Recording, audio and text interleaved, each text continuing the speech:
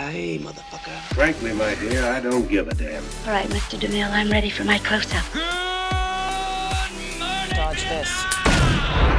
Gather round, everyone. Come on in to the Holy Moment Podcast, a podcast where we talk about movies with you.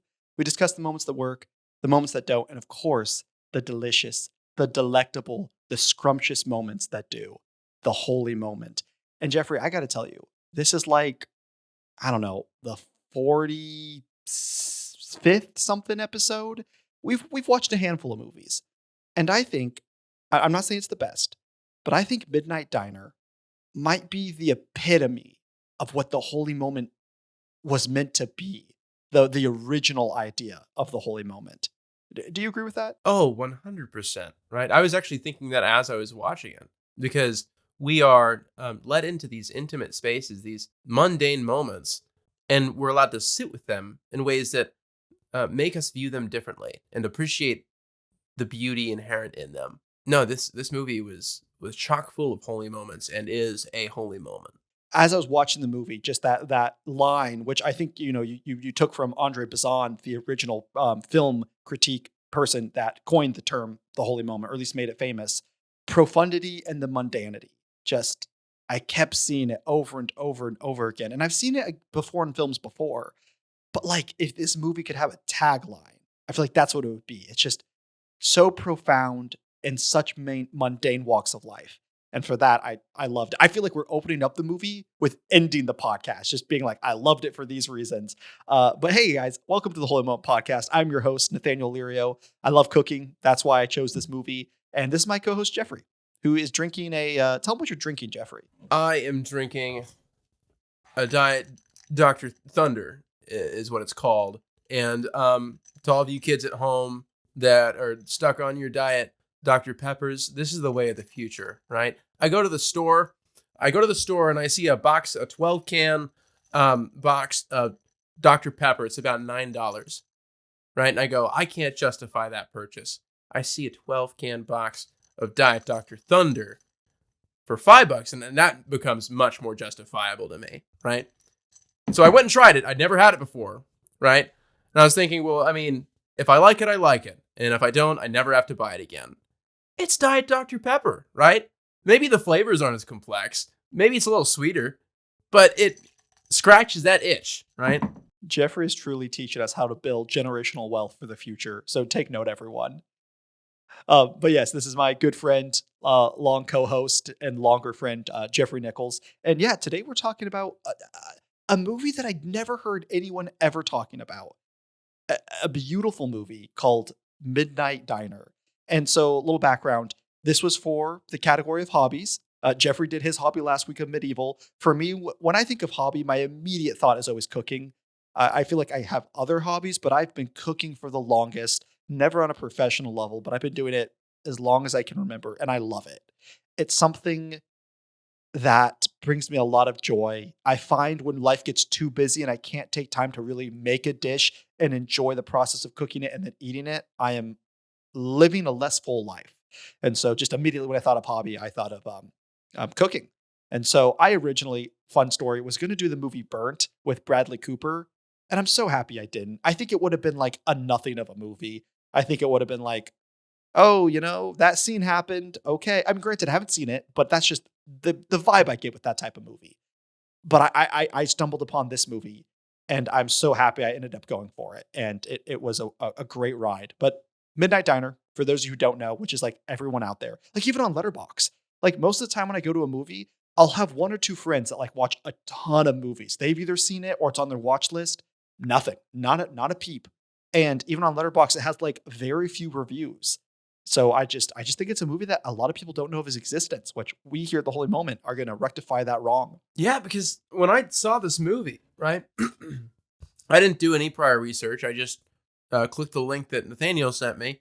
I was blown away. A non-illegal link, everyone. A non-illegal link. VIX, right? I think it's called VIX. Yeah, it actually wasn't illegal. It was actually it was a genuine Asian streaming site. Which it's actually very funny because the ads that I was getting were such a stark contrast from the movie, right? You'd be in these really personal, intimate moments with the master of the diner, and he's just making food for a patron, and they're sharing their woes. All of a sudden, it cuts to, the name is Joel Bolger, and let me sell you a car, right? Yeah. I was surprised. I thought I'm funny you brought this up because I really had the same thought. I assumed it being an Asian streaming platform, I was going to get Asian commercials, but I guess obviously they can tell where you're from by your IP address. So I got like very specific commercials to the Atlanta greater area. But I will say a lot of commercials, you could skip them. I never have a streaming service where you can just skip them after 5 seconds. So Yeah, go this Asian streaming website. it was a great service. I will watch more from them. But that's the thing is I didn't know anything about this movie. So I watched to the end. This blew me away. I figured there must have been some award buzz for it. And I look it up. There's not even a Wikipedia page. That's what I was gunning for. Is this must have a Wikipedia page? Turns out it's it's adapted from a TV show, which was adapted from a manga, right? And I wonder if that's why it wasn't as talked about or known. I would assume so because the TV show has a pretty solid following. And I think has won some awards as well. So I think the TV show is kind of known. But I think this movie kind of gets wrapped in with the TV show. Like Jeffrey said, it was originally a manga.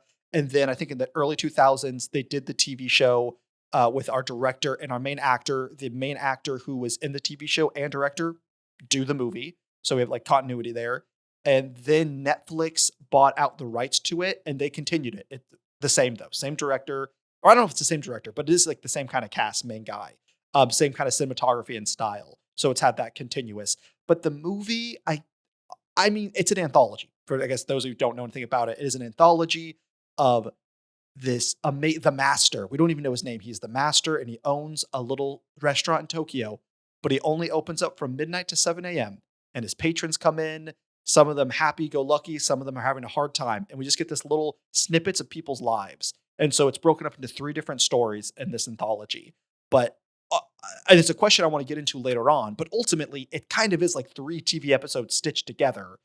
And so I could understand, especially with the same director, the same cast, the same cinematography, I could understand how it could kind of be like, it's just a TV show, like in people's minds. I mean, the thing is, not knowing that it was a TV show, I just thought it was, because you have Pulp Fiction, right? That's an anthology movie that Quentin Tarantino directed. And so I didn't view it as all that odd that we were being treated to 3 different stories in this one movie. But I think that having that prior material and having the same actors and directors as the TV show created several layers of separation between this movie and the general audience, which they felt, oh, maybe I have to see all those other episodes. Maybe I have to read the manga in order to understand this. And you really don't. You really don't. I mean, funny enough, when I was desperate, like I was even willing to pay. I could not find the movie. I was about to give up. I found Midnight Diner 2, which again, same cast, same director. And I was going to suggest to Jeffrey, like, I can't find the main one. Let's just watch this. And I did the research. Like, hey, do I have to watch Midnight Diner 1? And they're like, there's like some reoccurring character. Like, would you get more out of it? Sure. But like, ultimately, no. It's just, again, it's snippets of different people's lives, different people who come into the master's life and they leave the master's life. And so you don't necessarily need all the background. Like, will it be a deeper experience? Sure. But like, you can still get the gist out of it. So I'm happy. I didn't feel like I needed to have seen that 6 season running long TV series. But that being said, I've never watched anything that's been adapted from something else that's made me quite like this movie want to go consume the original source material, besides maybe the Harry Potter series. For those of you who were with us last week when we reviewed A Knight's Tale, you know my wife and I were binging the Harry Potter series, and we just finished it. This is my second time binging it with my wife, but I'm once again encouraged to go read the books. But yeah, I finished I almost said A Midnight's Tale, A Midnight's Diner, and I would watch, like, I'd sit down on a Tuesday evening, eat some dinner, and watch an episode. I would do that. For sure. And like, I never watch TV, but for this to make me want to watch TV, that's big. And I will say, I think this is my my favorite pick that we've done for at least like this season. And as you were saying it perfectly encapsulates everything that the Holy Moment was meant to be at the podcast, because this is a movie no one talks about, right? This is a movie that we had never heard of, and we happened upon it accidentally. Like, you can share the story of that, Nathaniel. Yeah, so it was a whole rabbit trail because like, okay, I want to do a cooking movie. What do I do? Originally was going to be I believe also a Japanese movie called Tampu. I know it's like a comedy. I know I want to watch it one day. I just knew there was a lot of nudity in it, and I just didn't feel like that was the type of movie I wanted to watch in this like stage of life. So I just decided to skip it. I'll return to it one day, and then it was going to be Chef, which is John Favreau, who's the guy that like everyone loves because he like helped Marvel. I think it's John Favreau. John Favreau. I think so. I Yeah. believe he's the main actor in it, and I know it has a lot of love. It's kind of I think it's more indie. It reminds me of the vibes of Little Miss Sunshine, where again, well-known actors in it, but I don't think it had like an insane budget, and I think it was pretty well done. So I was going to choose that movie. I cannot tell you why I decided not to, because that's been on my watch list forever, and I hear good things about it. But then I ended up was gonna go with, like I said earlier, Burnt, which I think would have been a really bland movie. I thought about The Menu, with Ralph Fiennes. Is that the actor's name? I think it's Ray Fiennes, which it's not spelled that way at all, but Yeah, Ray Fiennes. one of my favorite actors of all time. He's awesome. But I'd seen it recently, and then anyway, so I'd landed on Burnt, and I was like, sure, whatever, who cares? But I just had no peace about it. I just kept like every time the wheel spun, I'm like, please don't land on that. I don't want to watch that. And then finally, I was like, you know what?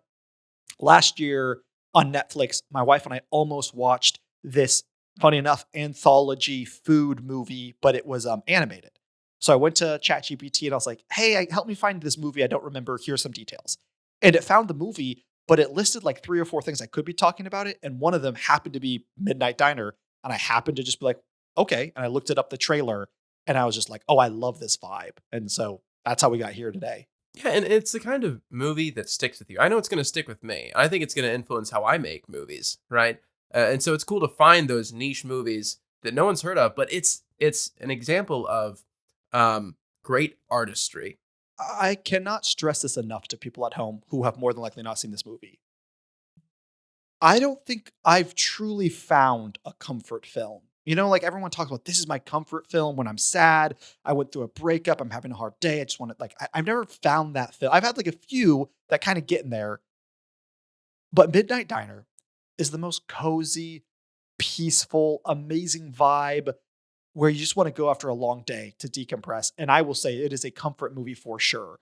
It did a great job of walking the line of like, because this on paper could be boring. Okay, a guy owns a restaurant and people come in and they talk. I mean, we're filmed, I don't want to say predominantly in one location, but 50% happens in one location. That's like a lot. Probably like 65%. And that's a lot in the film industry to be at one location for 65% of your movie. So like I could see it arguably being boring, but just how the cinematography, the acting, the writing just makes it so peaceful and warm. It kind of like a Ghibli film. Like, don't get me wrong, I think Ghibli has great writing, but I know a lot of people also watch Ghibli films just for the aesthetic, just for the vibes. This movie, I was so thankful that it wasn't just aesthetic alone. It wasn't just vibes. It was vibes, but it was also, there was story and meat and potatoes, quite literally, that kept you going. To also bring into a conversation, Jeffrey and I were having pre-recording, this is, I think Jeffrey said his favorite pick of this season. It's either, for me, it's this or Little Women. And the funny thing is that we're talking about, these movies are very slice of life. And slice of life is like this term of like, it is a slice of life. You get different moments of the person's life. There's not always an overarching goal. It's not like a pure comedy or romance or drama. There could be those elements woven in, but it's usually a very grounded story, or we're following a character or two and we get different aspects of their lives and we're just kind of following them around. And yeah, there's maybe romance and Little Women. There's maybe romance and drama in Midnight Diner. But I think ultimately it is slices of these people's lives and we're just watching them unfold. And I think that genre is pretty rare in movies, in my opinion. And I'm just surprised that this season, those are my two favorite movies. Very slice of life, very low concept. Again, we talked about this in other episodes. Low concept doesn't mean it's a dumb idea. What a stupid idea. Low concept just doesn't mean it has to like cost millions and millions of dollars. It's a very simple idea. Little Women, it's a family. We're following these women around. Midnight Diner, we're following this master, the chef around, cooking for people. And I love, because I love action movies. I'm more of an action drama type of movie guy, but I love the podcast is stretching me in a sense of sitting with a movie and being patient with it and letting it be what it is rather than trying to force it to be something that I want it to be and then be brought on these stories like in Little Women and Midnight Diner. And it's definitely making me a better filmmaker. Yeah, I mean it's a love letter to a tiny slice of Tokyo.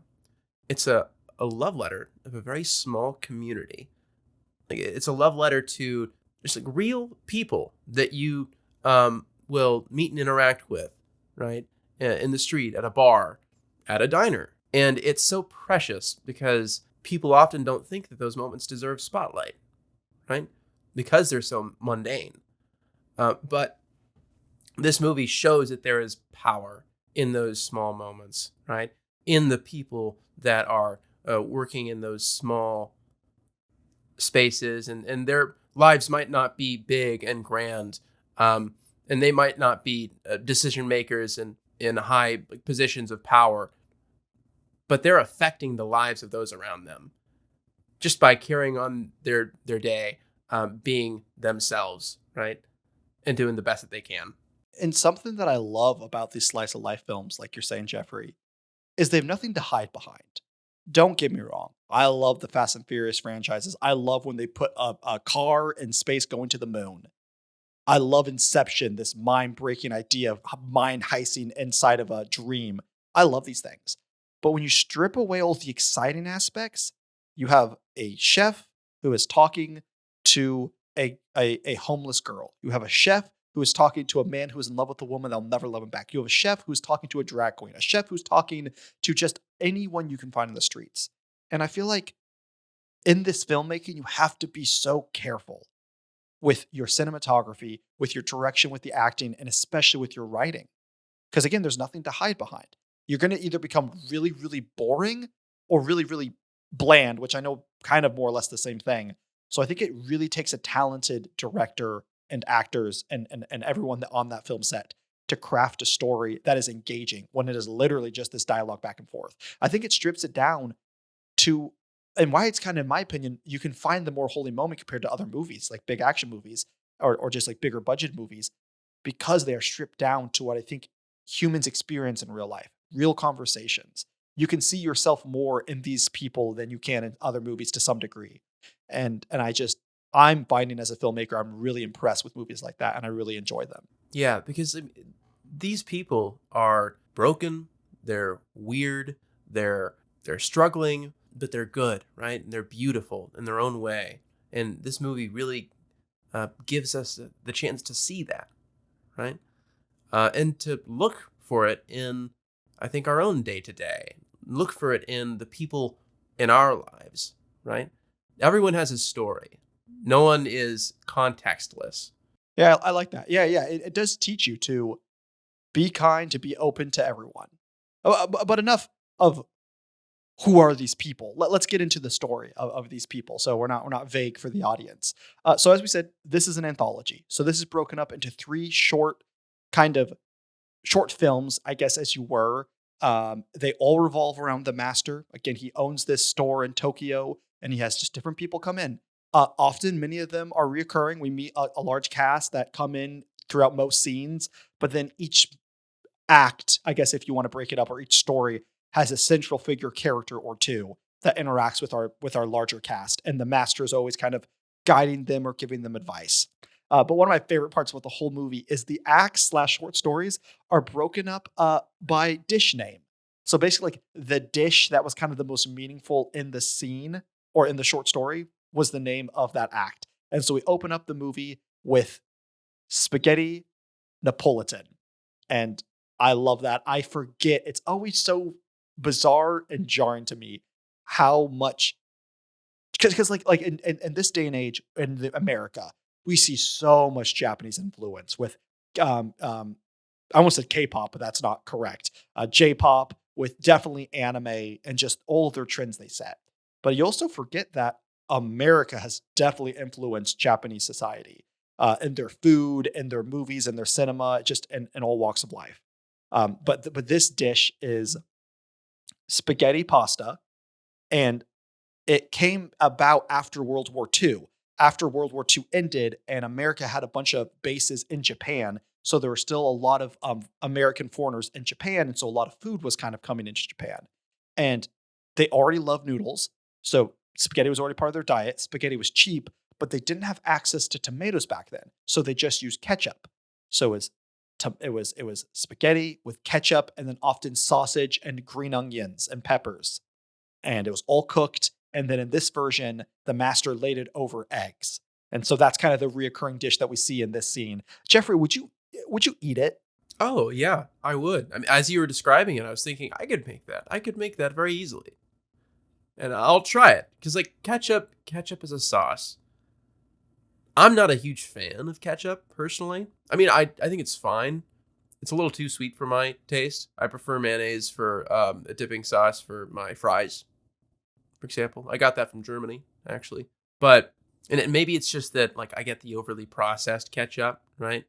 But I could see it being good on spaghetti. Man, I feel I like ketchup. I don't think it would be good on spaghetti. I love Japanese food cuisine is probably my favorite. Up there with like Vietnamese or Chinese, or Thai. I mean, it's also good. But besides that, I love Japanese food.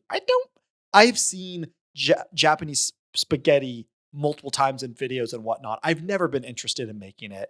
So I don't know when they served it. And also I hate green peppers. So when I saw it, I was just instantly like, not for me. Um, if I was in Japan and someone gave it to me, I would try it because it's authentic, but I wouldn't go out of my way to like make it at my house. I think I would, which is crazy because I never cook, right? My diet consists of mac and cheese and Spam several times a day, and then sometimes ramen and eggs. Yeah, that's fair. Jeffrey and I are different in that approach. I'm like, if I didn't make the meal that day, I'm sad to eat it. We made Vietnamese beef bowls tonight, actually, but we didn't have enough fish sauce, so that made me sad. But anyways, I digress. I will say I watched this movie and I ate dinner, and then I had to go get a snack halfway through because I was so tempted with hunger by watching all the yummy cooking that Master did. But anyways, getting into Spaghetti Napolitan, this short film, in my opinion, I think is the weakest of it's the shortest by far. It's like 15 minutes. And the other ones are like both. The middle one's the longest, probably like 45 minutes. And the third one's probably 30-ish minutes. Even though it's the weakest, I think it was essential for people like us who have not seen the TV show. I think it didn't open up with like a bang in the face. Here's a really sad, tragic, or really deep, complicated human experience that we have to like muck our way through with these characters we don't know. It was a much more lighthearted, much more kind of like whatever. There wasn't a lot of gravity towards it, but I think that was utilized well because what the next two short films we'll talk about in a minute, much more heavy, a lot more depth, and a lot more interesting of a story. But this one follows our main character, Tomoko. She is a mistress to a rich businessman who has unfortunately just passed away. And Hajime, who is kind of like just your average middle-class business Japanese salaryman who is, of course, into making model castles. That's like old Japanese people like some type of models. And so the long story short, Tomoko is painted as this very shallow woman who just wants money. You know, she's a mistress. She's sad that the guy paying for everything passed away. And she's at the bar, 1 a.m. with a bunch of other locals, people that are there often. And she's all sad because she's like, well, the guy said he promised me some money in the will, but the wife isn't giving me any. And they're all like kind of shaming her. But long story short, she quote unquote falls in love with Hajime and they're going to like date and get married hypothetically. But then at the end of the act, the wife of the husband that died was like, actually, you know what, mistress, you can have some money, which is just a really weird concept. And then she leaves Hajime and it's basically like, yes, I am a horrible person. Peace out. What did you think of the first act? I think that, as you said, I think it was necessary, right? And I agree that it probably was the weakest. Not that I didn't like it at all, though. The thing that made it a good opener is that it was so short because it established, okay, this is an anthology story. If we'd spent too long on a story, we might be tricked as an audience into thinking, okay, the rest of the film is going to be about this. But it wasn't.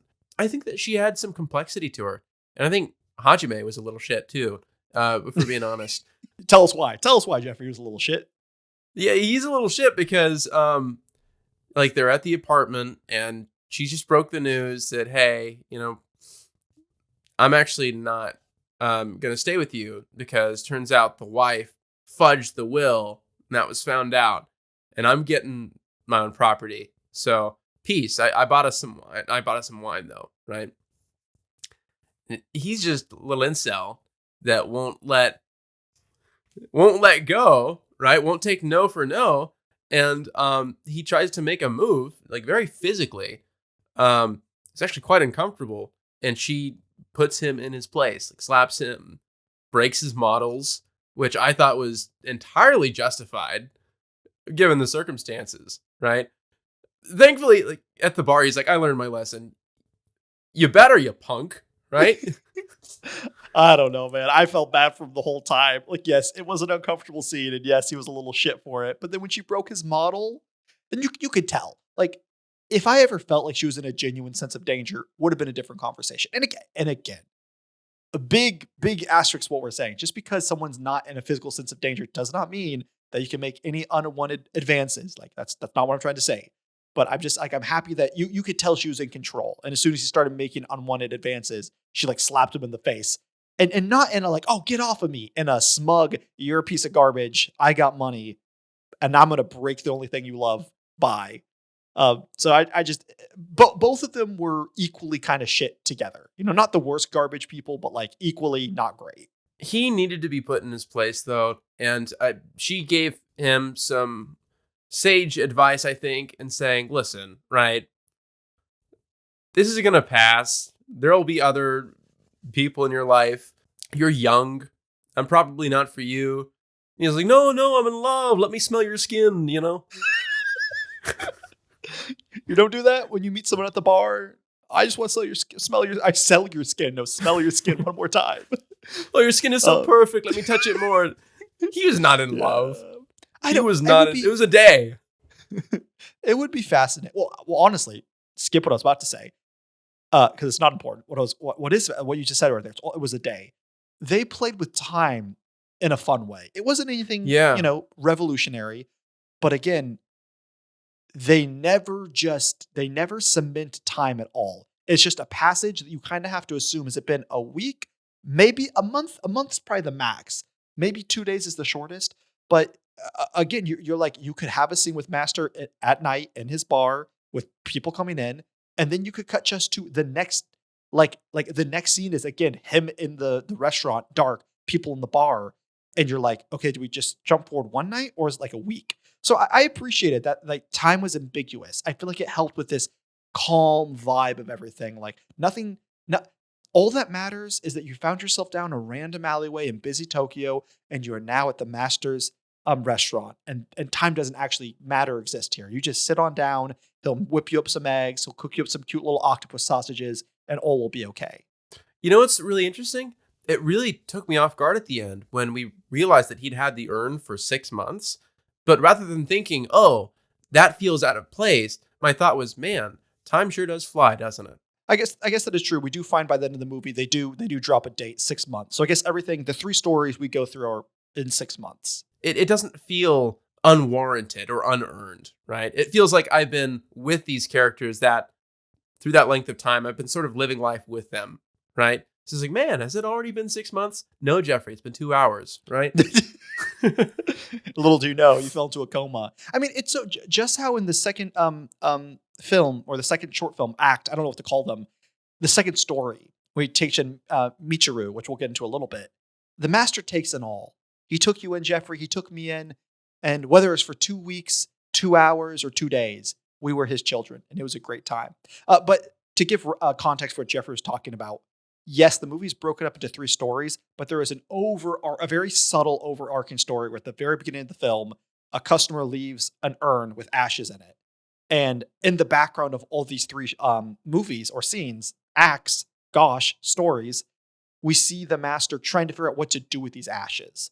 And so as we go through the 3 stories, we'll kind of talk about it. And the first one, again, it's short, it's like 15 minutes long. Basically, a regular's like, what's in this box? And they find out it's an urn. And he's like, I don't know what to do with this. He tries to give it to the police, and he does successfully. But in just a few scenes later, he feels bad, and he takes it back from the police and puts it back up in his attic at his restaurant. But something I appreciate, again, this is profundity and the mundanity. And I think often we feel like it needs to be huge, it needs to be revolutionary. We need to have these big romances, these revelations. But I appreciate the story between this kind of sucky gold digger and this kind of sucky incel.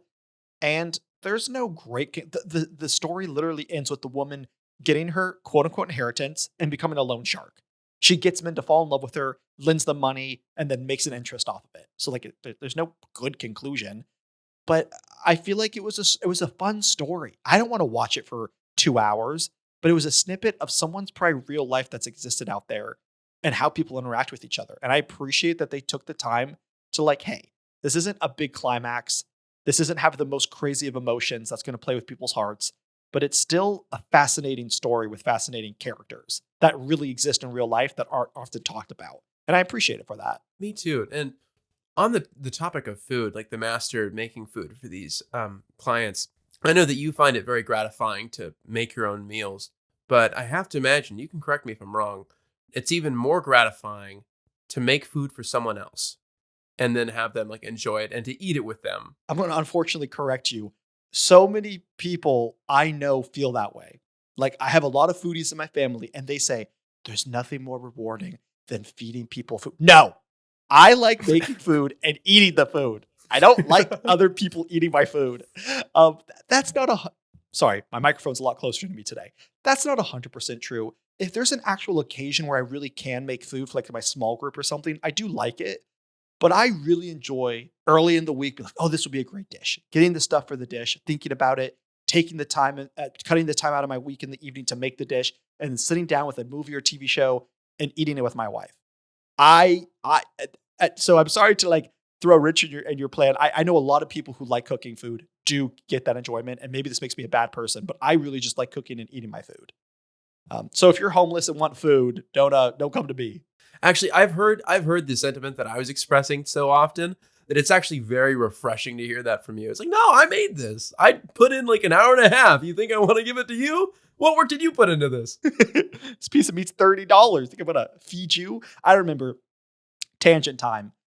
We got to keep our tangents to the middle of the podcast. If someone makes it in 45 minutes, they're gonna stick around. My brother, oh gosh, I was like a freshman, maybe an 8th grader or a freshman in high school. And Nicholas was, my brother was like a junior, senior, about to go off to college. And I made ramen. And granted, I was a fat little kid. I was about the same weight I am now, just minus like 2 feet. So real round. And I would eat ramen a lot and I would make 2 packs of ramen. So I just got used to eating large quantities. And my brother came home late one night and he's like, can I have some of the ramen? And I was like, no, this is my ramen. I made for myself. I'm going to eat it. And he's like, you don't need all of that. And I was like, I don't care. You don't understand. I made this. I am eating it. And he was all pissed off that I wouldn't share with him. And so he took it upstairs and he was much bigger and fitter than me and would beat me up. So he took it upstairs and I couldn't get it back. And I was so pissed off. Like I don't get angry very easily. And I kind of stayed out of his hair and he stayed out of my hair. But because of that, I went that night to my mom and my dad. And I was like, hey, I don't know if you know this, but like last week, Nicholas stuck out of the house with a girl at like midnight. And he got like in a lot of trouble because he took my ramen. And then the next day I found the ramen in his room uneaten. He just left it on the ground. And I thought about eating it. I really was like, I could eat this, but it was kind of slimy. So I didn't. Nicholas. Maybe that's where my don't want to share food with people comes from. Don't eat my food. But Jeffrey, I will cook food for you. Oh, hey, that makes me feel very loved. My cooking story, I'll make it quick. I figured I'd follow a recipe in high school. Hadn't really done it before. Figured I'd make lentil soup, right? And so I looked up a recipe. I followed it exactly. It took about an hour and 30 minutes, right? At the end of it, I take a sip. It's good. It's fine. It feels like it's missing something. I can't put my finger on it. Can't put my tongue on it. Why isn't it there? My tongue should feel it. Is lentils. I forgot to put lentils in. And that was like midway through the recipe too. My favorite, I actually have a lot of favorite Jeffrey cooking stories, but my favorite has to be for Lent. You decided to only eat potatoes for 40 days. My first Lent, I'd figured I would try to do only potatoes because I'd heard that they have nearly all the nutrients that you need to survive and thrive. I didn't get as far as I would have liked, unfortunately. Maybe I'll try it again. That'd be awful for my too body, much potato though. starch. Well, there is some monks that do a beer fast every Lent, and they're not fasting from beer; they're fasting from everything but beer. Right? They brew this really calorically and nutrient dense beer that they just drink throughout the season. Which, I mean, I'd love to get my hands on one of those. Swinging us back around to this idea of food, making food is like a love language almost. I feel that the master has a very deep and abiding love for his community and for his patrons, right? And how he shows that love is by running this diner and making food for them. I think that was so well communicated. The attention and the care that he put into making these dishes, it just screamed of someone that loved what they did and wanted their patrons to have a good time. And I thought that spoke volumes about his character. And something we love about his character is he said, like, man, the movie opens up with a beautiful, beautiful opening. Shots of Tokyo, this amazing song by this deep Japanese singer. And then we have the master's voiceover talking about, I got this little restaurant. It's closed when people are off at work, but it opens up late at night. But he says, like, it's like a weird juxtaposition where he's like, I don't have many things on my menu. Like, I have like 3 things on my menu. But if you ask for it, I will make it. And so he has this whole thing of like, it's less about a menu, a curated menu and an idea. And it's more like, you tell me what you need at 2 a.m. and I will provide it. I will have the ingredients and I'll make this dish for you. And I think that's just another way of showing that he really cared for his patrons of like, I'm not going to tell you what you have to eat. I'm here to give you what you need in this moment, whether it's a comforting food, whether it's like a very savory filling food. And I think that's just a cool way of being very humble with how you serve people and how you love and take care of them with his food making. And it was almost like he could read their minds. Like when we open up the second story, it opens up with a pot of nuts being cooked. And the patrons have this kind of conversation of like, oh yeah, these nuts are only good for so long. They're often gross and bitter, but if you cook them right, they're delicious. So you get this idea that the master doesn't waste food. He knows when things are in season. He knows how to unlock their full potential. And I feel like those people didn't ask for those nuts. I feel like he saw them come in. He's like, I'm gonna give them a little treat today. I got some nuts for them. And I just like that idea. And I love when he comes out with food and he's like, try this. I thought that was so charming and felt real. Like, it's something he says in the voiceover at the beginning is, you might not think that we'd get a lot of customers, but we get more than you'd probably think, right? And you don't really think much of that when he first says it. But he repeats it again by the end of the film. And when he says it, we're at the diner and he's surrounded by community. Yeah, you might think that there aren't many people out that late, but more people come to this diner than you'd think. And then I think at that point, we come to realize people come for him. Yeah, they're getting fed, but he is a place of a person of community that brings people together, right? That listens to people. I don't know, he loves them and they love him. These are his people. And like I said, I know I said it kind of as a joke the other day or earlier in this episode, but it's almost just like more like 2-3 episodes ago when we talked about Psycho and how Psycho does this amazing job of making you feel like a voyeuristic watcher, how you're now watching Norman Bates after he kills the lead actress. This movie does a great job of making you feel like you're a part of the restaurant. You're a patron there. You're a local there. You exist in that restaurant with all the people there. In just a very short 2 hours, they make you feel very welcomed. And I think I'm not trying to be super deep, but I think that's a great thing about film and these stories. They can make you feel part of something in a gross way, like Psycho, which I think was great, or in a really soft and peaceful and warm way, like in Midnight Diner. But with all that being said, unlike Midnight Diner, we're not going very quickly with our first act. We're about 42 minutes in, and we've only covered not the boring one, but the not as great one compared to the other 2 stories. Really quick. Usually we give a general rating at the end of the episode of the movie, and we probably will do that. But since it's an anthology, what would you give this out of 10, this first story? Yeah, man, this first story, I really like this whole movie. And as an opener, I would say maybe a 3.5. But I don't know.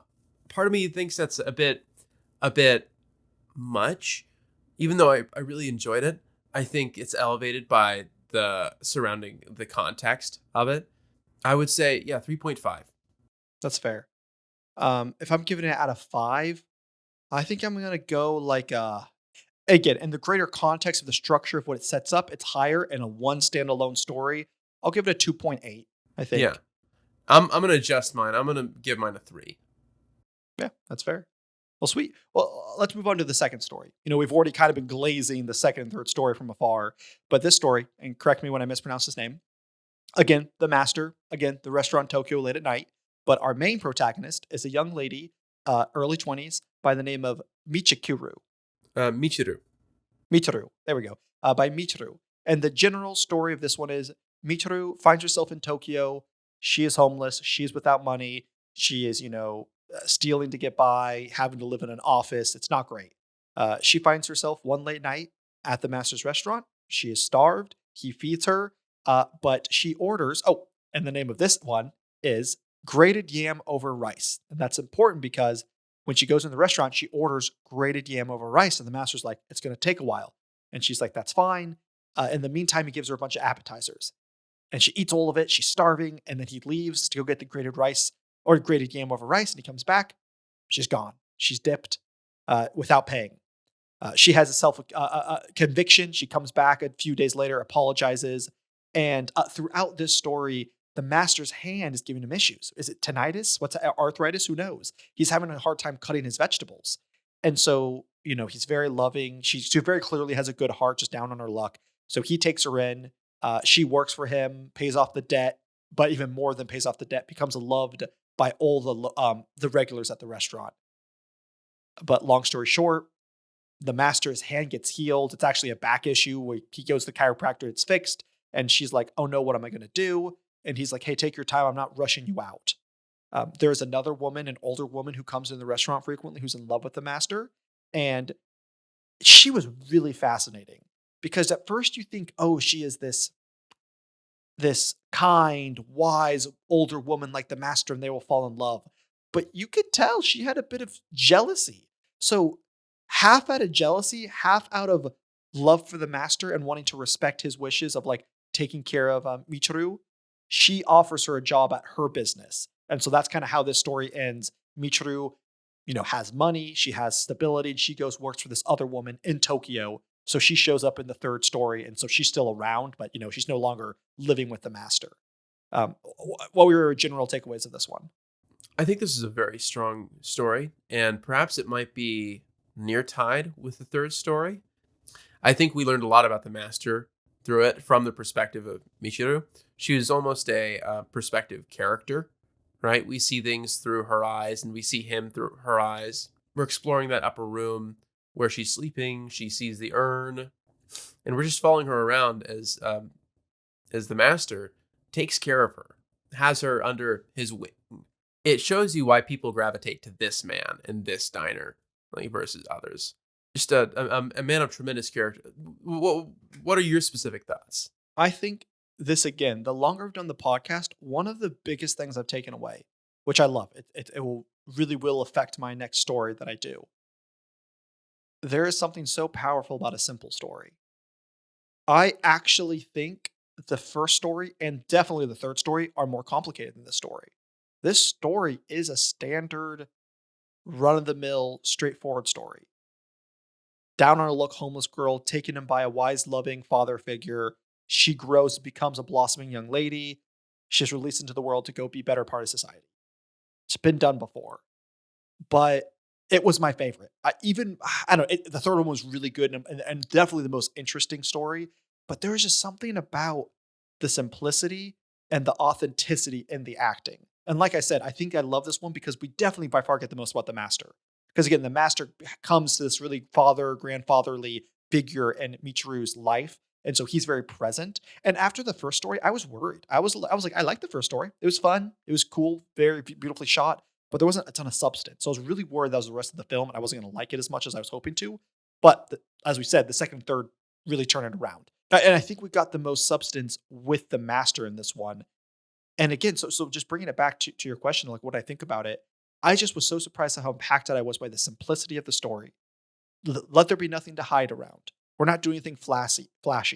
It's this girl. What is she going through? What is she feeling? And how does she evolve from this beggar who is very clearly in survival instincts to being a person who also loves cooking? I love seeing her fostering of when she was in a safe environment with her grandmother, she loved cooking.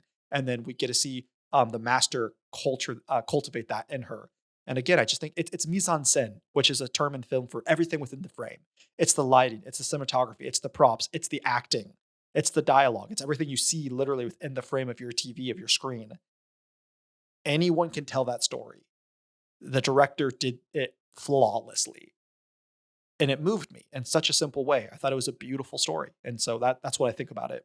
Yeah, because the first story takes place mostly, it feels, outside of the confines of the diner, right? We're hearing about what's happening outside. Oh, my affair partner has died. Oh, they're going off to look at apartments. Oh, things have been resolved out of the space that we're currently inhabiting. And so there's a disconnect between the characters and the master. The master is more an observer in that first story. But here he is taking part in it in a very intimate way, right? The story is happening in the diner, and we are given enough time to get to know Michiru in a way that we just hadn't with the previous characters, Hajime and the mistress. Yeah, it definitely allowed us to get a more intimate look into these people's lives. And again, I think that's why the first act works so well. It's more fun, it's more lighthearted, it's more quippy, and then you get this heartfelt, beautiful, heartwarming story. And then you get the third act with kind of like the rug pulled from under you with the emotional arc they go through. I think it was really smart storytelling, giving you each story had its own emotional character arc, setups and payoffs. But I feel like the large emotion each threes of the stories made you feel told its own story. First quick and fun, and then very sweet and endearing and warming, and then emotional and crying and over the top and like it was the most over the top big emotion the third story was. And so I think just that structure of the overarching stories, I think worked really well. I think though for me, a very specific moment in this second story that I love so much was watching the master slowly his tinnitus get worse, and then we watch Michiru step up to the role of making the food. And specifically, I love the scene where he goes to the market. I love Asian markets. I love cooking, and one of my favorite things in the whole world is an Asian market. Jeffrey, you ever get the chance, go to an H Mart? They're amazing, but I digress. But he goes to this very local Japanese, kind of feeling like on the water shore little market with all these fresh vegetables. And I think we first see him go by himself at the beginning of this story, and then we see him go in the middle with Michiru. She's never been before, and then at the end we see her go by herself, and she's the one that picks up the vegetables. She's able to tell what is good and what is not good. And I just love that subtle that character arc. It's something small. It's not bombastic, but I like to see that character growth and to see she's now taking care of the master because he cannot take care of himself just in this current stage. And I really liked it. Did you have a highlight of the second story? Well, to build on that previous point, it's paralleled with them traveling up that ramp, right? First time we see him, he's doing it by himself, and he's trying to ride all the way up, and he can't on his bicycle. Second time, he's with her, and she's jogging, and he's riding the bicycle. He still can't get it all the way up the ramp, but he tells her, "Yeah, like I used to be able to," right? And then the next time we see that ramp again, it's her. She's riding the bicycle, and then she's powering through to get to the top of the ramp. And we're just seeing how this character has been impacted by the master and how they've like impacted each other. And it's really beautiful. It was very satisfying seeing her apprentice herself to him. I was kind of sad that she left, honestly. I was hoping we'd see more of her in the third act because it was such an endearing relationship. And it's a relationship with the master because Act 1, Act 3 are about different characters and their relationships. And the master will poke his head in and offer some sage advice. But this is the story that is about the master and Michiru.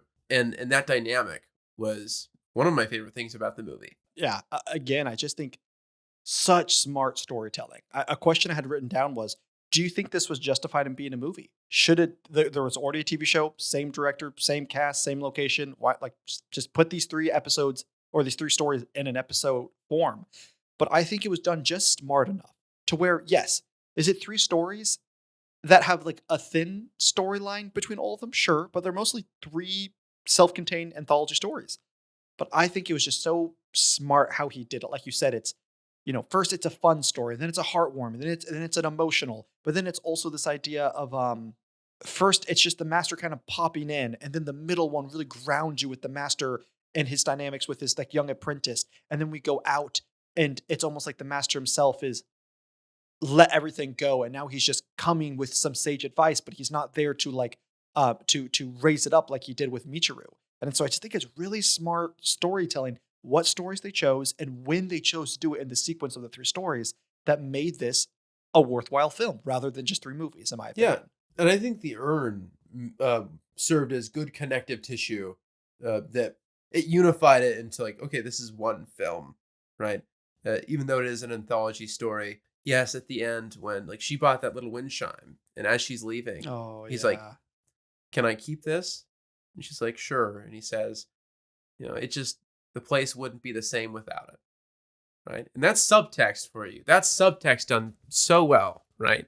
Because yes, he's saying the diner wouldn't be the same without the chime, but he's also saying this diner won't be the same without you. And I think she gets teary-eyed at that because she hears it. She hears it. Yeah, she knows. Yeah, it was, and a remark that you said earlier, like, I wish she had just stayed around. If this was any other movie, if this was not anthology, if it was the story of Michiru, it would have been that story of, young girl down on her luck, brought in, mentored, and then the big finale climax of does she stay, does she go? But again, I think it works so well for this anthology that we know is happening. It's short stories that don't always have a greater ramification on the next story. And I love that she popped in. Like in the 3rd act, she just pops in very briefly, kind of at the finale when they're all coming together to celebrate Halloween. And you can tell, like, she's doing well, he's doing well. They have a respect, a love for each other, but he's happy that she went and she's blossoming. There's a good scene between 2 patrons who are regulars, who I don't know the name on top of my head, but they were saying, one was like, "I'm so sad Michiru left," and the other said, "No, it's good. There was nothing else for her here." Not saying there was nothing for her ever. The restaurant was a pivotal point in her life to help her heal, to be safe, to move on. But she would have grown. It's true, she would have grown stagnant. So it was good for her to leave, and I think it's a bittersweet thing. And the great thing too is she didn't leave Tokyo, right? She's still in that slice of Tokyo. She like went across the street. Exactly, and her popping in at the end with her 4-course meal or whatever it was, it shows that even though she's not living at the master's diner anymore, she still has been fully integrated into this community that has been built around the diner. Yes. Yeah, I like that. It's a community. It's not your nucleus family where you stay every night and you eat every night, but it's your community where you come back to. You have community with them. You leave them for a week, a day or 2, maybe a month or so, but you always come back. And I think that I assume that's what the TV show is about. This broad strokes of these characters that are always coming back. And I'm sure each episode has like a centralized characters, just like how these 3 stories do. But I assume it has a lot more to do with the community he builds throughout the seasons. And then also the connective tissue. Jeffrey said the urn. Honestly, it did the least in this one. It kind of took a backseat as Michiru and Master took a front seat. Basically, he rescued it from the police station, which he gave it to. He felt bad, so he brought it back. He put it up in the attic where Michiru was staying, so she saw it. I think they have a great scene where he kind of sets up incense and does a little prayer for it. But ultimately, it's just there. And every once in a while, people talk about like, "You still have the urn? You still have the urn?" He's like, "Yeah, no one's come." And you get this sense of like he wants to do what's right by the person. Like they have a deep sense of respect. In the Western civilization, we wouldn't have done this, I don't think. But they have a deep sense of respect of, I want to do what's right for this person who has died. I do not know them, but then they were a human. But he's torn. I don't want to just go to the police station. It's just going to sit in a vault with a bunch of other urns that people lost. But I don't want to just like get rid of it. Like I have a responsibility. It was in my shop. So kind of sweet moments, but not a ton. You get a lot in the third story, which I guess we'll go into now, unless you have anything else. What's your rating for this middle story? Oh man, I'd give it a solid 4. I'm going to give it a 4.8. I really like I said, it was my favorite part. Really liked it. Folks at home, if you're watching, I probably going to edit around a lot of this, but you might be noticing if you're seeing Jeffrey's camera, poor Jeffrey is sick during this episode. And it looks like he's dying a bit. It reminds me of the early days. When we were first doing this podcast, Jeffrey was in a closet and he was always dying of heat and being sick. And this just reminds me of those days. No, I'm feeling it too. It's honestly kind of hot in this house right now. Aw. So, but it is what it is. We're surviving. We're trucking. We're talking about this great movie. We're appreciating art. Yeah. Feel loved. We're appreciating art, even though Jeffrey is sick. I'm very comfortable though. But the third act. Well, good for you. And I guess before we move on to the third one, then we have this great scene before Michiru leaves. The master says, "All right, time for me to make you a final dish." And of course, she orders the grated yam over rice, the dish she was not able to try because she ran away. And just again, it's simple storytelling. It's not groundbreaking, but it's solid, and there's an emotion to it. There's a setup. There's a payoff. It's good. But yeah, that brings us on to the third and final, and this one is called Rice Curry. This one follows Akemi and Kenzo. And the gist of this one is Akemi is going to a nearby city that was devastated by a tsunami. She is a volunteer there. There is a man, Kenzo, who lost his wife during the tragedy, and he kind of unhealthily fetishizes Akemi and follows her to Tokyo, hoping to propose and they will be in love together. And kind of this conflict happens at the bar and around the master. He's kind of caught in between it. But as it goes on, there's a much more tragic story that is happening, a very human story. I think they did a great job of, I feel like they weren't fishing for something super deep. I feel like sometimes slice of lives, since again, they're so stripped back, what they have to offer is a really deep philosophical idea. And sure, this was deep, but I feel like it was still very just genuine to true human nature. It wasn't anything crazy or a stick up its butt. But ultimately, what ends up unraveling and happening is Kenzo, the male, breaks down kind of confessing, "I am so lonely and devastated over the loss of my wife. He agrees, I have unhealthily attached myself to this woman. I just don't know what to do because I'm so hurt and so sad with the death of my wife." And we find out Akemi, she's kind of this, she's built up to be this saint. She's a volunteer. She's just this lovely lady that this man is unfortunately being, sexually kind of like promiscuous and unfair to. But we find out Akemi has a lot of guilt because she had an affair with her boss and she felt so horrible as a human. She's like, well, I need to repay. So she's like, I wasn't even volunteering to be a good person. I was volunteering to fix my own rights of wrongs. And so they're both these broken people. And at the end, they come together, not like necessarily as a romantic couple. They're not like, "Whoa, wow, we both were broken and now we're going to come together and be romantic." But there is a tinge of maybe there could be a friendship. So that story kind of ends with them both being like, Kenzo's like, "Hey, I shouldn't have followed you to Tokyo. I'm going back to my homeland." And Akemi's like, "Hey, I'm going to go up and volunteer again," because she had stopped because she was off put by Kenzo. But truthfully, she was off put by herself with that guilt. So the story ends happily with them being like, "Hey, when I'm up there, I'll make you my rice curry," which again, why it's the name of this story. So that's the gist of this story. What are your thoughts, Jeffrey? I thought this was also a very strong story. One thing I really appreciated was they didn't sugarcoat his obsessive behavior, right?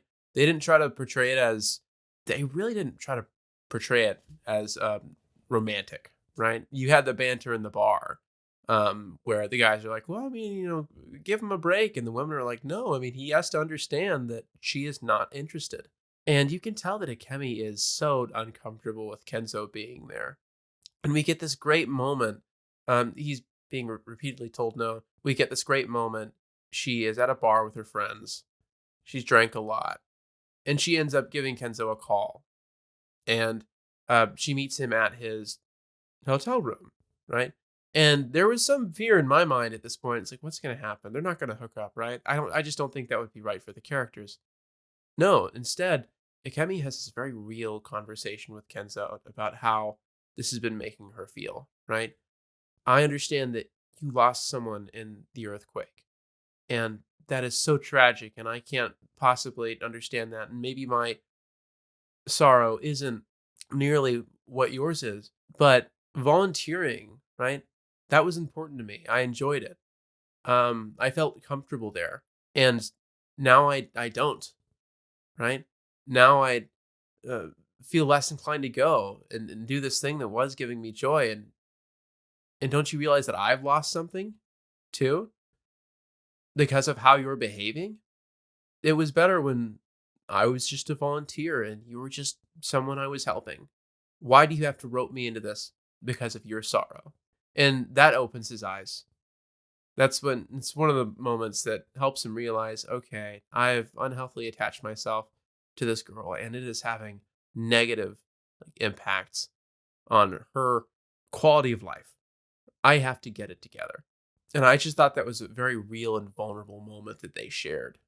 And I thought she was incredibly brave, I think, to just straight up and say what she was feeling.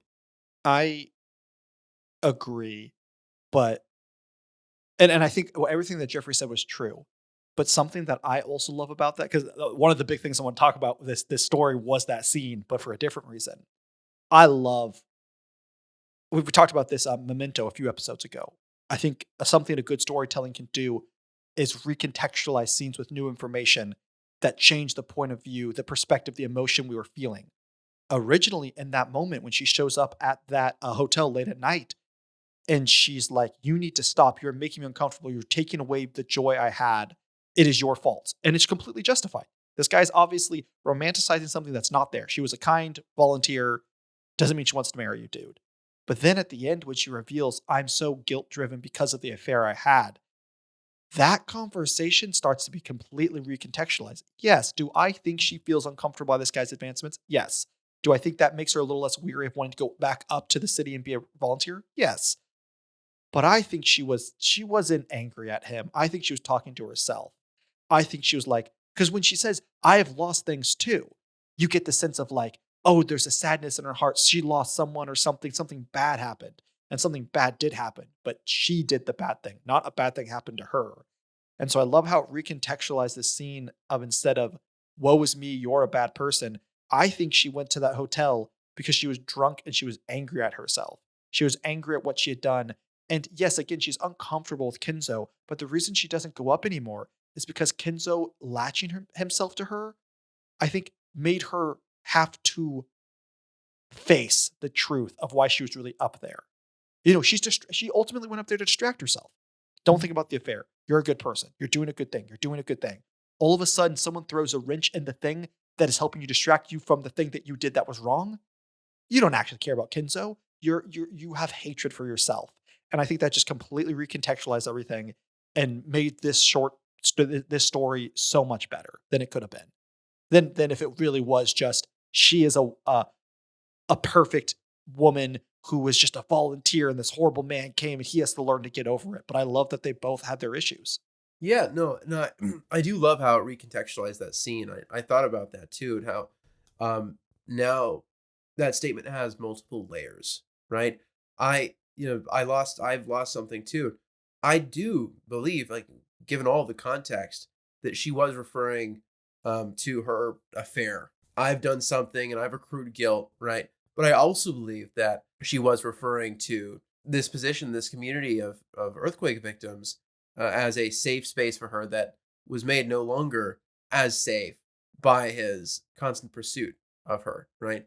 I think that she's juggling several things at once, right? And that's why at the end, what makes it so satisfying when they reconcile, right, is he's saying, "Hey, you are welcome here, right? You're welcome to come back and volunteer again, and this space is safe for you."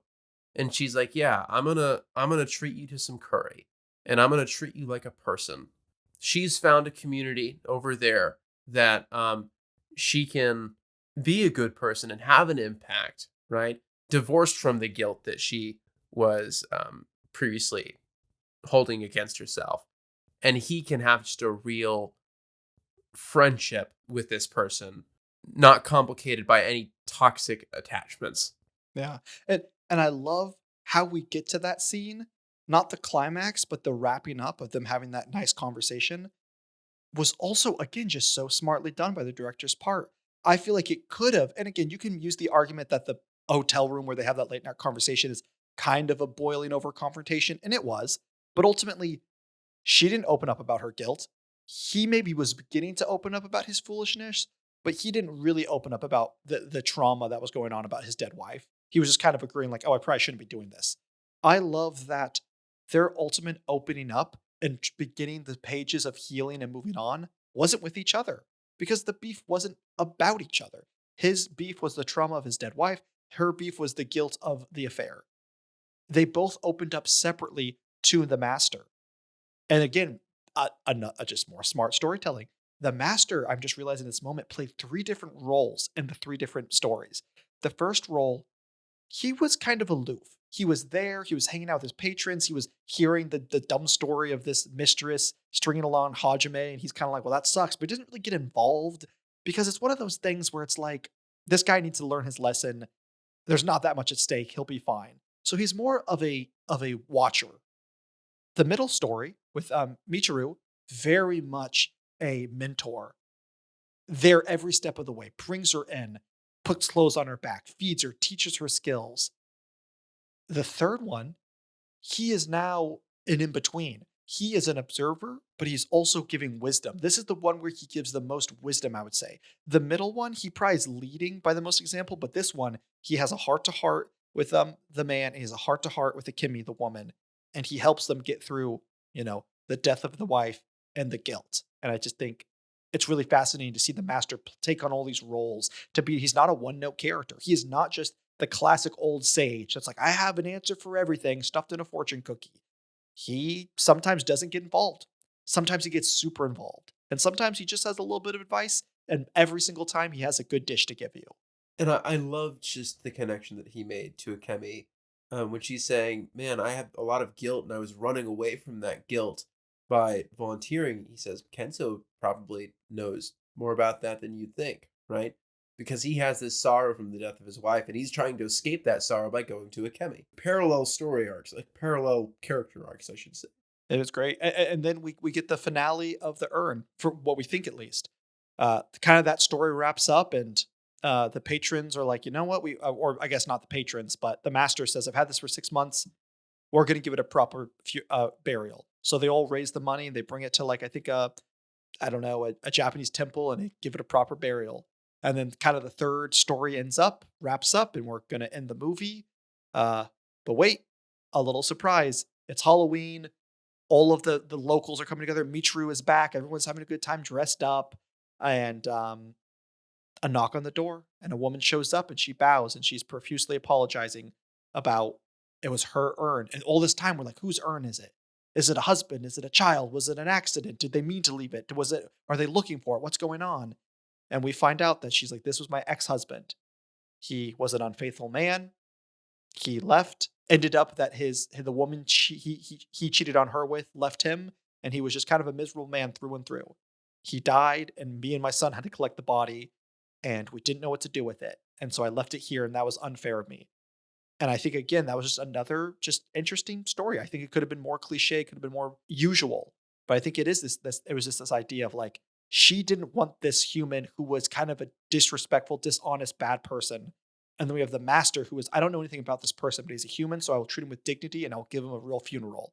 And so just there in that storytelling, I think it was really fascinating watching kind of those come together at the end of the movie. And I think it's interesting, too, that she recognized during her first visit, her and her son, they recognized that the urn would be in good hands. Just by seeing how the master interacted with his patrons and how they all interacted with each other, they felt, this is, like, I don't know what to do with him.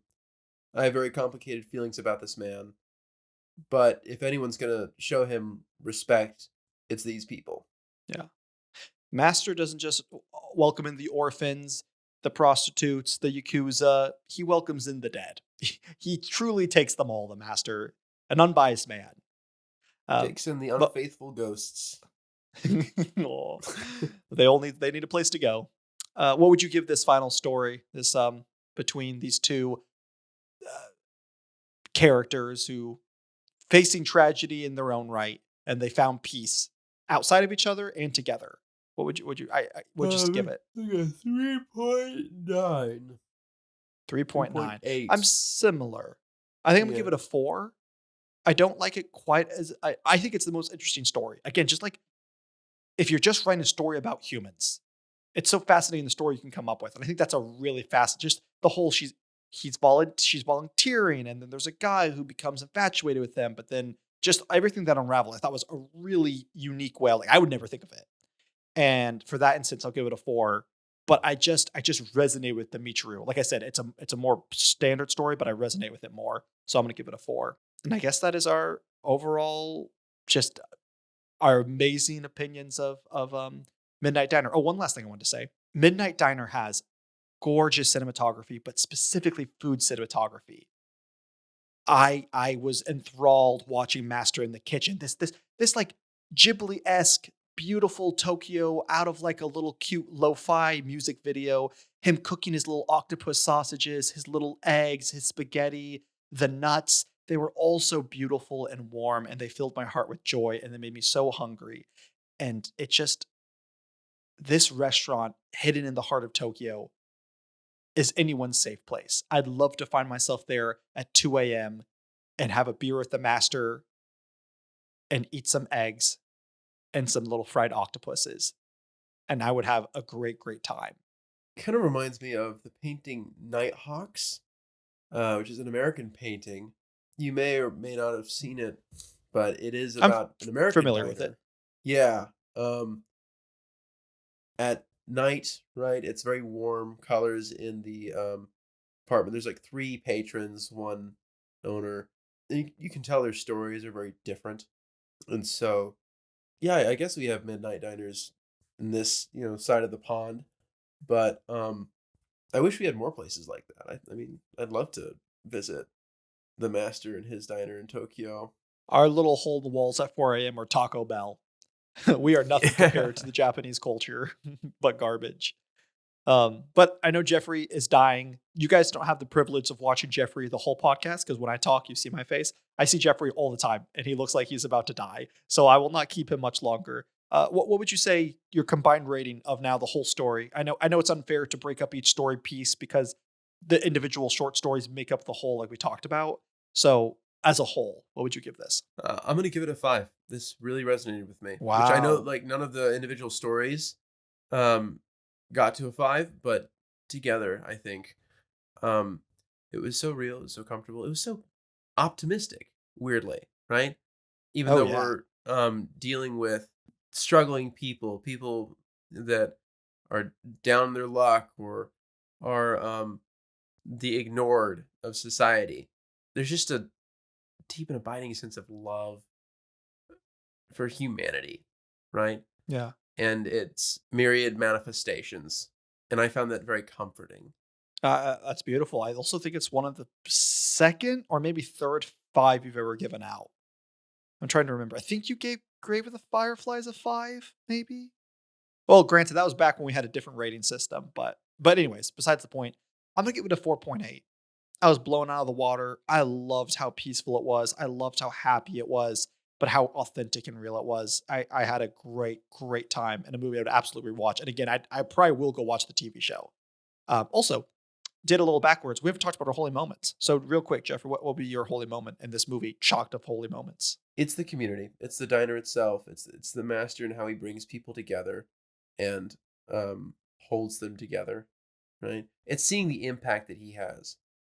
He's just a diner owner, right? But by simply waking up every morning, doing the best that he can, and being there for people when he can, and choosing to be decent and respectable, right?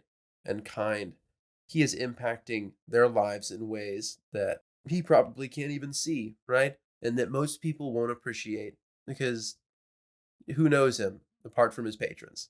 But the patrons that know him to be a great man. I mean, mine's similar, but mine truly is the holy moment. It's going to sound like I have a stick in my ass, but it's the holy moment of this movie is the holy moment. It is the profundity and the mundanity. It is the fact that this director was able to capture genuine, real humans in such simple ways. I don't usually like slice of life movies. I often find them tedious and boring. But there's I just the holy moment of just how magical this world felt for being so standard. They cooked some eggs and had some conversation, but it just was a warmth that I don't feel in cinema very often, if ever. And to me, that is the holy moment. It was beautiful. Um, so I guess that is our review of the Midnight Diner. One of the most enjoyable experiences I've had with watching movies since we've done the podcast, guys. No one apparently knows about this movie. Please, please go watch it. Like again, I try and reserve myself to once a season, and I know we're only halfway through the season, but I think I can confidently say, if I could only suggest one movie from the whole season, it would be The Midnight Diner. I will come back to this at the end of the season when we've done all the movies, but I feel good about saying I feel confident. Go watch this movie. But before I end us, we need to figure out what movie we're watching next week. So Jeffrey, do you know what we're watching? Not yet, but I will in a second. Let's see here. All right. The options are, I've got 3 more. There is Dear Lemon Lima, category coming of age. There is Akiru, which is dealer's choice, my pick. And then What Would My Co-Host Like? That's going to be There Will Be Blood, another Paul Thomas Anderson movie. So if we want to do a little drum roll. I'm going for There Will Be Blood. Just because this week was a Japanese movie, Akiru is a Japanese movie, and it was a more chill slice of life. And I know Dear Lemon Lima is a more coming of age movie. So I think There Will Be Blood will be drastically different. So I'm hoping for that. All right, let's see. Drum roll, here it is. Drummity drum. Man, only 3 left. That's crazy. Season's going by fast. All right, the next movie that I will be hosting is Dear Lemon Lima. All right, very good. I've been excited about this one. Me too. It's because my reason for choosing it, Shane from Smosh is a big player in this movie, and he's always fun. I've seen clips from this movie. It's hilarious. He's hilarious, and so I'm looking forward to seeing those clips in context, and excited for you to see them too, Nathaniel. I feel like this season we're doing a lot more slice of life grounded movies than previous seasons. I don't know how grounded this movie will be, but oh really? I guess I don't know anything about it. I guess I just assume it being a coming of age. And I don't know. I get a very specific vibe, but no spoilers. Maybe I'm totally wrong. I hope to be wrong. Yeah, I won't spoil you because I haven't watched it either. I won't even talk about the scenes. I think Shane won like an award for this movie, an acting award. Nice. Yeah, I like him from Smosh. He's fun. He is fun. Well, anyway, folks, thank you all for watching this episode of the Holy Moment podcast. Give a round of applause for Nathaniel for being such an excellent host for today's episode. If you want to contact us, please contact us at theholymomentpodcast@gmail.com. We're also posting reels and are active on TikTok, Instagram, Facebook, and we are posting episodes on YouTube and Spotify. So we love you. We miss you already. And have a holy time. It's going to be our new exit phrase. It's not. Instead, what we'll end you with is this. Sesame oil is a delicious tasting oil. It goes beautifully on top of your noodles, on top of your meats and chickens. Don't try and cook with sesame oil because it will burn and be gross. That is what I will leave you with. Remember, find the profane and the mundanity. Eat your chicken nuggets. Eat your ramen and truly be fueled. And have a holy time. Stop! I hate you. You ruined my ending. You know what? Episode canceled. Deleting file right now.